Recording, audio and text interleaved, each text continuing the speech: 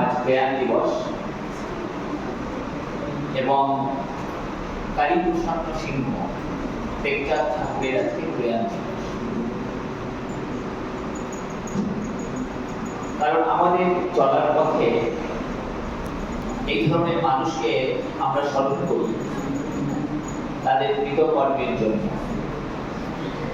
উত্তম কুমার বহু বছর আগে 1980 সালে প্রয়াত হয়েছে।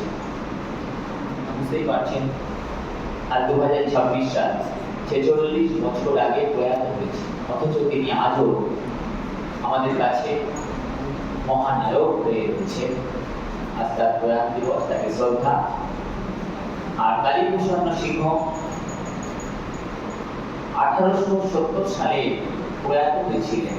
আজকের দিনে ক্ষণজন্মা প্রতিভা মাত্র 30 বছর বয়সে মারা গেছিলেন।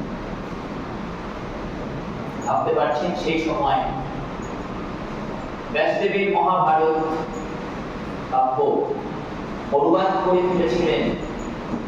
আজও আমাদের অনেকের ঘরে ঘরে কালীপ্রসন্ন সিংহের সেই বঙ্গানুবাদের মহাভারত 5 খণ্ডে